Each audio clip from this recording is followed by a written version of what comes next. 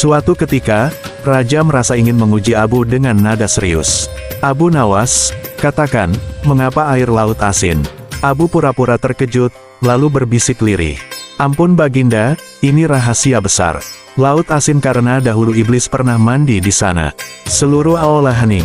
Raja menegakkan tubuhnya. "Apa maksudmu?" "Ketika iblis terusir dari surga," lanjut Abu, "ia berlari ke sana kemari. Tubuhnya dipenuhi keringat penuh kejahatan. Ia tercebur ke samudera. Sejak itu, laut tak pernah bisa tawar lagi." Para menteri saling pandang, ada yang ketakutan, ada yang menahan senyum. Raja mengerutkan dahi. "Apakah itu berarti laut kotor?" Abu menunduk. "Tidak, tuanku. Justru laut menyucikan dirinya dengan menampung garam. Itu cara Tuhan agar manusia bisa selalu berhati-hati. Jangan sampai hidupmu seperti laut, asin karena dosa."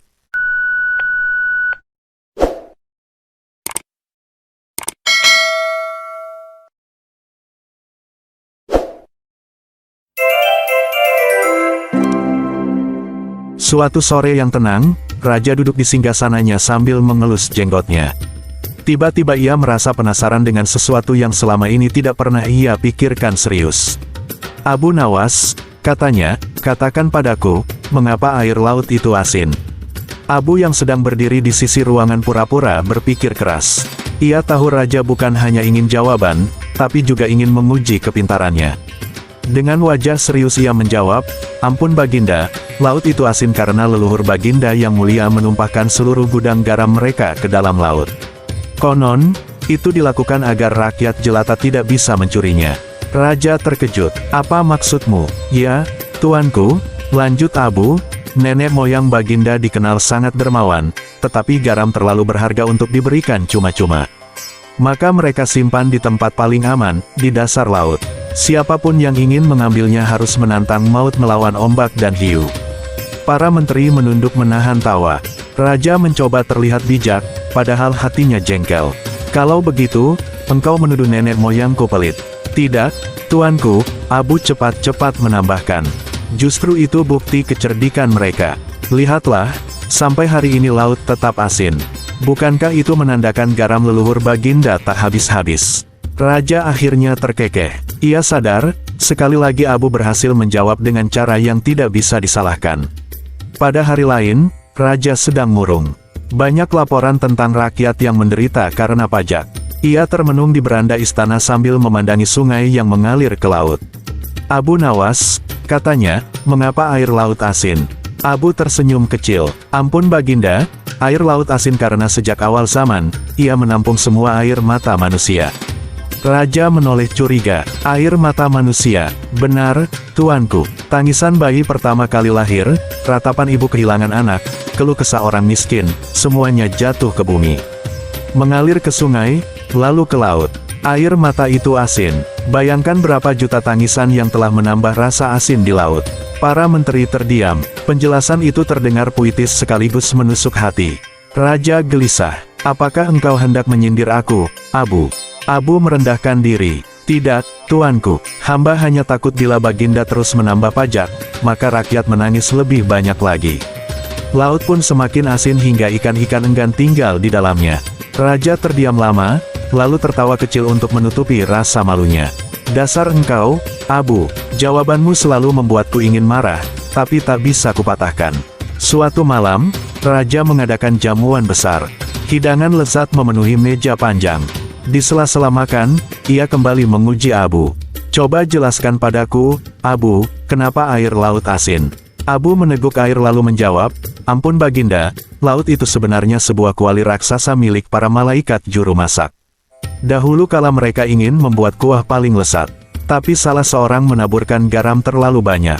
Akhirnya kuah itu berubah jadi samudra asin." Raja tertawa keras. "Apakah engkau sedang mengatakan bahwa laut adalah dapur gagal?" Abu mengangguk mantap. "Betul sekali, tuanku. Laut adalah sup terbesar di dunia, tetapi gagal dimakan karena keasinan. Namun hikmahnya, ikan-ikan bisa hidup nyaman, dan manusia dapat menikmati rasa segar laut." Para tamu jamuan ikut tertawa. Seorang menteri nyeletuk, "Kalau begitu, siapa yang jadi koki ceroboh itu?" Abu menjawab, "Siapa lagi kalau bukan malaikat yang saat itu sedang lapar." Lapar membuat siapapun mudah salah takaran. Semua tertawa terbahak, kecuali raja yang setengah tersinggung, setengah kagum. Ia sadar Abu baru saja mengubah pertanyaan serius menjadi cerita yang menghibur seluruh istana. Suatu pagi, Abu dipanggil lagi ke istana. Raja sedang dalam suasana hati ingin bercanda, tapi juga ingin menguji logika Abu. Abu Nawas, ada yang selalu mengganggu pikiranku. Kenapa laut asin? Abu tersenyum lebar. Ampun Baginda, itu karena dulu para jin pernah membuat sup ikan terbesar di dunia. Mereka mengira bisa menjamu seluruh bangsa jin dengan satu kuali raksasa. Tapi karena kebodohan mereka, garam yang ditaburkan terlalu banyak. Raja terbahak. Lalu bagaimana sup itu berubah jadi lautan? Abu mengangguk tenang, karena kuali yang dipakai adalah lembah bumi. Ketika jin-jin itu menyerah, mereka menumpahkan kuahnya ke cekungan-cekungan besar. Jadilah lautan asin yang kita kenal sekarang. Para pengawal menahan tawa mendengar dongeng aneh itu. Raja menepuk pahanya. Kalau begitu, ikan-ikan yang ada sekarang adalah sisa lauk sup itu. Benar sekali, tuanku, jawab Abu mantap. Itulah sebabnya ikan sangat cocok dipadukan dengan garam. Suasana istana pecah dengan tawa. Raja akhirnya puas karena pertanyaannya terjawab dengan cara yang tak pernah ia bayangkan. Suatu ketika, Raja merasa ingin menguji Abu dengan nada serius. Abu Nawas, katakan, mengapa air laut asin? Abu pura-pura terkejut, lalu berbisik lirih. Ampun Baginda, ini rahasia besar. Laut asin karena dahulu iblis pernah mandi di sana. Seluruh aula hening. Raja menegakkan tubuhnya. Apa maksudmu? Ketika iblis terusir dari surga, lanjut Abu, ia berlari ke sana kemari. Tubuhnya dipenuhi keringat penuh kejahatan. Ia tercebur ke samudra. Sejak itu, laut tak pernah bisa tawar lagi. Para menteri saling pandang, ada yang ketakutan, ada yang menahan senyum. Raja mengerutkan dahi. Apakah itu berarti laut kotor? Abu menunduk. Tidak, tuanku. Justru laut menyucikan dirinya dengan menampung garam. Itu cara Tuhan agar manusia bisa selalu berhati-hati. Jangan sampai hidupmu seperti laut, asin karena dosa. Raja terdiam, lalu perlahan tersenyum. Abu, kadang kau membuatku tertawa, kadang membuatku merenung. Kali ini, keduanya sekaligus.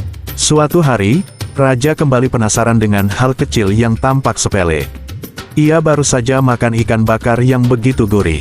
Abu Nawas, katanya sambil mengibas-ngibas kipas emas, mengapa air laut asin? Abu tersenyum penuh siasat. Ampun Baginda, laut asin agar ikan tidak cepat busuk. Raja mengangkat alisnya. Apa maksudmu? Begini, tuanku, Abu mulai menjelaskan. Bayangkan jika laut itu tawar. Maka setiap kali nelayan menangkap ikan, sebelum sampai pasar ikan-ikan itu sudah membusuk. Rakyat pun kelaparan, tapi dengan asin alami, ikan tetap segar meski menunggu di perahu. Para menteri saling pandang, sebagian manggut-manggut seakan logis. Raja berusaha terlihat paham, tapi hatinya ragu. Lalu siapa yang membuat laut asin? Allah yang Maha Pengasih, tuanku. Tapi tentu saja alasan praktisnya seperti yang hamba jelaskan. Bukankah Baginda tidak ingin mengeluarkan banyak emas hanya untuk membeli garam setiap hari? Raja termenung sebentar, lalu tertawa keras. Dasar Abu, kau bahkan membuatku percaya bahwa laut adalah pasar ikan terbesar yang dijaga agar dagangan tetap segar. Abu tersenyum lebar. Benar sekali, tuanku. Kalau Baginda tak percaya, coba Baginda jemur ikan tanpa garam. Besok pagi, baunya membuat singgasana ini kosong karena semua pejabat kabur. Semua yang hadir meledak tertawa, dan Raja pun mengangguk puas. Hari itu istana tampak sibuk. Para pelayan menggosok lantai marmer, menyekat tirai, bahkan memoles perak. Raja yang melihat kesibukan itu mendadak teringat sesuatu. Abu Nawas, katakan padaku, mengapa laut asin? Abu yang sedang duduk santai menjawab, ampun Baginda, laut asin karena ia adalah tempat pencucian terbesar di dunia. Pencucian, Raja mengernyit. Ya, tuanku, semua kotoran dari daratan terbawa sungai ke laut. Kalau laut tawar, ia akan segera busuk. Tapi dengan garam, ia tetap segar dan kuat membersihkan. Seperti sabun, tak akan berbusa tanpa garam. Para menteri tersenyum, kagum pada perumpamaan itu. Raja mencoba mencari celah. Kalau begitu, berarti laut itu ember kotor dunia. Abu menunduk hormat. Benar, tuanku. Tapi ember itu justru menjaga dunia tetap wangi. Coba bayangkan jika Baginda mencuci pakaian tanpa air asin, Baginda akan butuh 1000 tabung sabun hanya untuk menghilangkan satu noda. Raja tertawa geli. Hahaha, ternyata laut bukan hanya indah dipandang, tapi juga tukang cuci.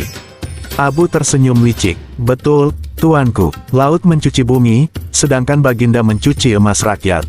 Seketika ruangan sunyi, lalu tawa tertahan pun pecah.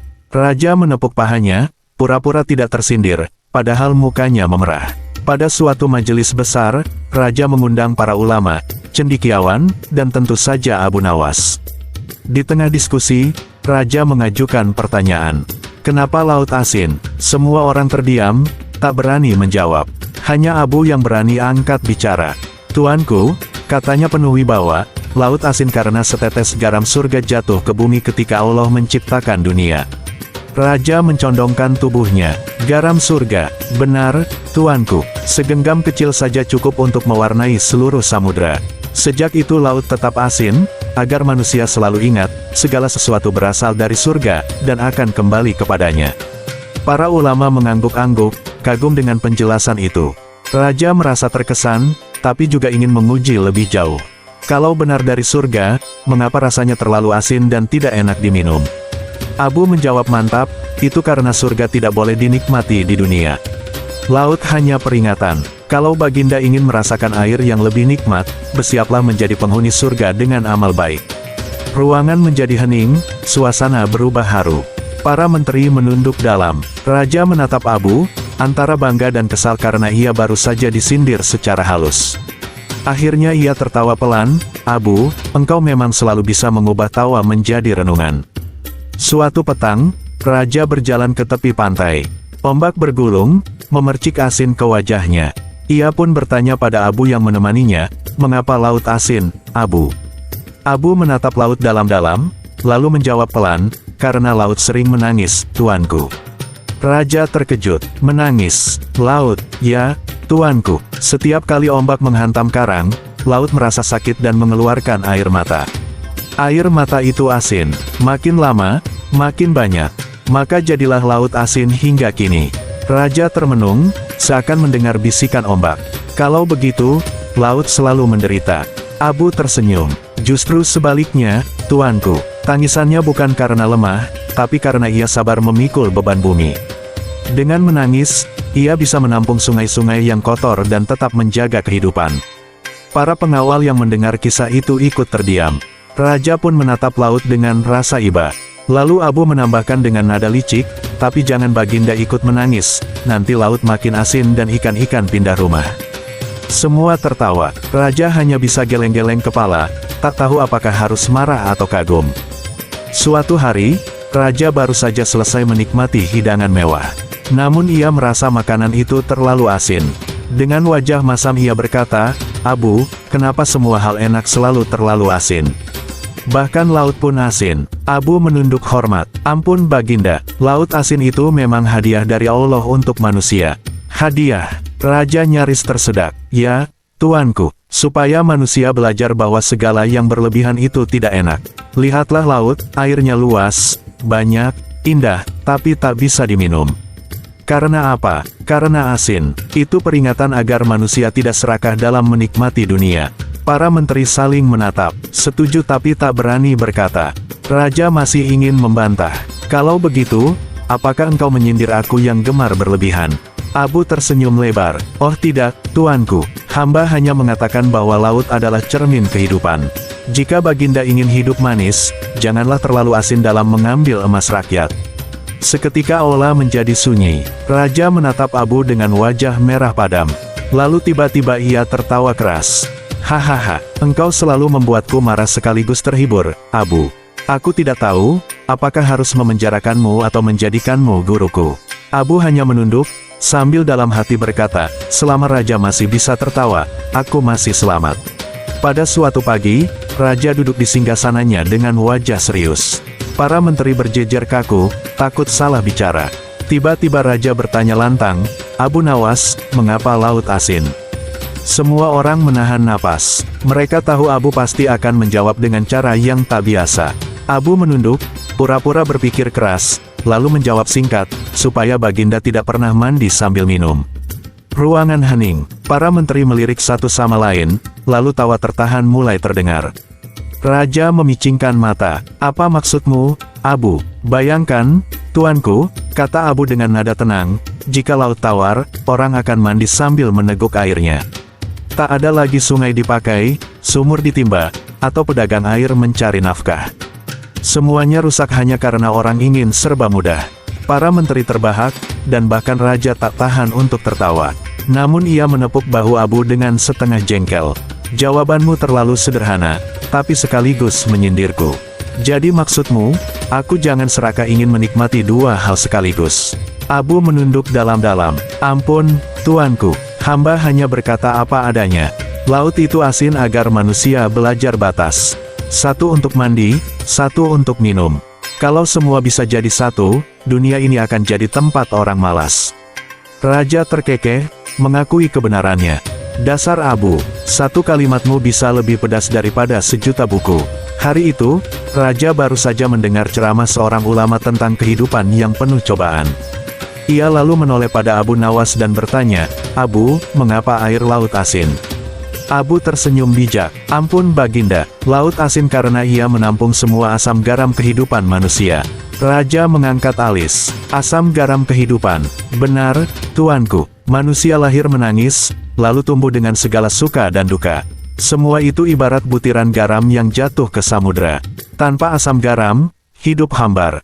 Begitu pula laut. Tanpa asin, ia hanya seperti genangan air tak berarti. Para menteri yang mendengar tertegun. Raja termenung, lalu mencoba menguji Abu. Kalau begitu, mengapa kita tak bisa meminumnya? Abu menjawab, karena asam garam kehidupan tidak untuk ditelan bulat-bulat, tuanku. Ia hanya untuk dirasakan secukupnya, agar manusia lebih kuat. Kalau Baginda meminumnya, Baginda akan sakit perut. Para pejabat meledak tertawa. Raja ikut tersenyum sambil menggeleng kepala. Abu, engkau selalu mengubah hal yang sepele menjadi pelajaran hidup. Kadang aku heran, apakah engkau seorang filsuf atau hanya tukang lawak?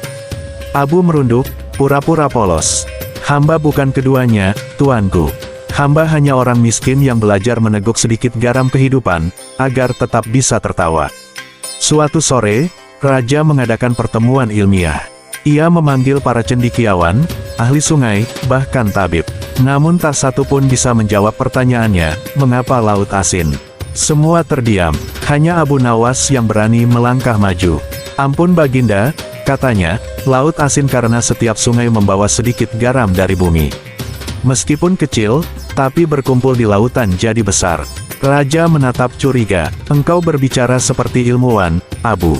Apakah itu benar? Abu tersenyum. Hamba tidak tahu pasti, tuanku. Tapi begitulah kehidupan. Sedikit demi sedikit, hal kecil yang diabaikan bisa menjadi besar. Lihatlah, utang kecil jika ditumpuk jadi gunung emas yang tak terbayar. Begitu pula dosa kecil, kalau dibiarkan, bisa memenuhi lautan hati. Para ulama mengangguk-angguk setuju. Raja mendesah panjang, merasa sedikit tertampar. Jadi engkau menyindirku lagi, Abu? Tidak, tuanku, Abu cepat menjawab. Hamba hanya bercerita tentang laut. Kalau Baginda merasa tersindir, mungkin karena hati Baginda sedang jernih seperti air yang bisa memantulkan bayangan. Raja menatap Abu lama, lalu tertawa. Dasar Abu, jawabannya selalu sulit dibantah. Suatu ketika, Raja tengah berada di puncak kesombongannya. Ia baru saja membangun istana megah, lebih indah dari semua rumah di Baghdad.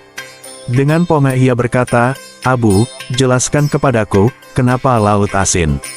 Abu menunduk hormat. Ampun Baginda, laut asin agar manusia tidak serakah. Raja mengernyit. Apa maksudmu? Begini, tuanku, kata Abu. Seandainya laut manis seperti madu, manusia akan mengklaim laut sebagai miliknya. Mereka akan berebut, berperang, dan menghancurkan bumi demi memonopoli rasa manis itu. Tapi karena asin, semua sadar, laut bukan untuk diminum, melainkan hanya untuk dijaga. Para menteri terdiam. Penjelasan itu menohok. Raja mencoba membantah. Kalau begitu, engkau hendak mengatakan kesombongan itu bisa membuat dunia hancur. Benar, tuanku, jawab Abu tenang. Kesombongan lebih berbahaya daripada garam. Kalau terlalu banyak, makanan rusak. Kalau terlalu sombong, kerajaan runtuh. Raja menelan ludah, seakan ucapan itu ditujukan padanya. Tapi sebelum ia marah, Abu buru-buru menambahkan, untung Baginda tidak sombong. Karena itu kerajaan ini masih kokoh. Raja terdiam sebentar, lalu tertawa lega. Hahaha, engkau pandai sekali menyelamatkan kepalamu, Abu. Suatu sore, Raja tampak gelisah. Ia bertanya tiba-tiba, Abu Nawas, mengapa air laut asin? Abu menatap Raja dengan wajah lugu. Ampun, tuanku, hamba tidak tahu. Raja terbelalak. Apa, engkau? Si licik yang selalu punya jawaban, kini menyerah. Abu tersenyum tipis. Hamba tidak berani menjawab karena hanya satu cara untuk benar-benar tahu, Baginda harus menghabiskan air laut itu sendiri. Setelahnya, Baginda pasti tahu jawabannya dengan pasti. Para menteri menahan tawa, sebagian bahkan hampir terpingkal. Raja mendengus. Dasar engkau, Abu, kalau aku lakukan itu, aku akan mati tenggelam. Benar, tuanku, sahut Abu cepat. Begitulah ilmu manusia, tak semuanya bisa kita telan habis. Ada hal-hal yang harus kita biarkan tetap menjadi misteri Allah. Raja terdiam sejenak, lalu tersenyum. Sekali lagi engkau berhasil, Abu. Engkau menolak menjawab, tapi justru itu adalah jawaban terbaik. Para menteri bersorak kecil, dan Abu menunduk dengan senyum nakal. Dalam hati ia berkata, kadang jawaban terbaik adalah dengan pura-pura tidak tahu.